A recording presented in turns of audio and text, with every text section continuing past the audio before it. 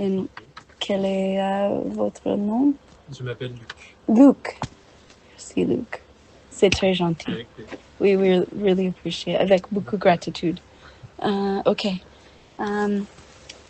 Ok.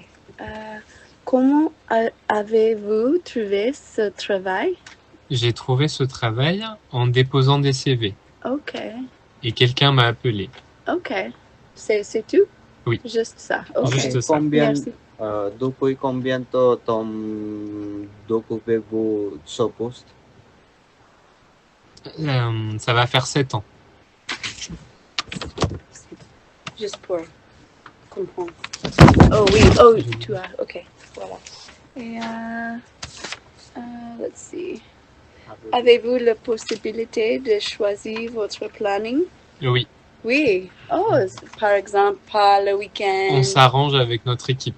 Ah oui. Plus les personnes sont là depuis longtemps, plus ils ont la possibilité de choisir. Oh, wow. C'est bon ça. Ok, merci. Quelles sont les demandes les plus fréquentes des clients? Avoir plus de choses dans la chambre, comme un oreiller, plus de serviettes, ce genre de choses.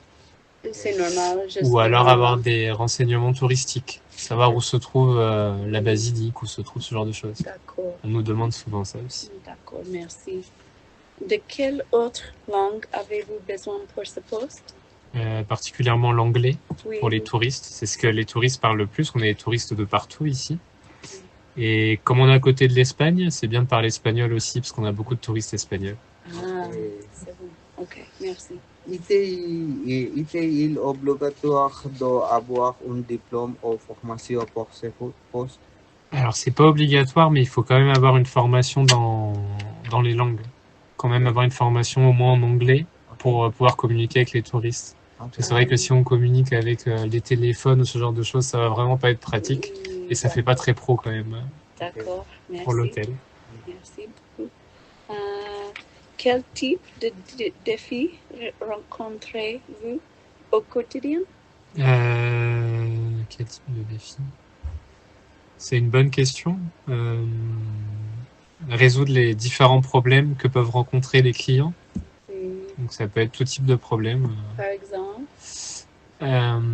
Par exemple, quelqu'un qui est pas content parce que dans son pays, par exemple, ça arrivait avec une personne italienne, elle a l'habitude que le ménage soit fait à chaque fois le matin. Nous ici, les femmes de chambre, elles finissent des fois vers 14h, 15h.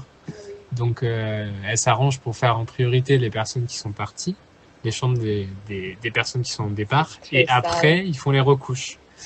Et le monsieur arrivé le matin, il était pas content, il était parti peut-être 1 heure dehors, et il était persuadé qu'on allait faire son ménage pendant qu'il était sorti. Sauf que ma collègue était occupée avec d'autres chambres, donc monsieur est revenu, il n'était pas content à la réception. Ah, d'accord. Voilà. Oui, c'est normal pour le métier, oui. Voilà, c'est des petits trucs. Ok, merci. Quels sont les avantages de travail dans ce domaine?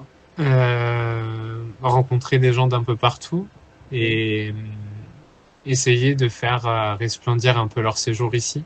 Okay. Donner une belle image de Toulouse et qu'ils puissent garder un bon souvenir de leur voyage en France.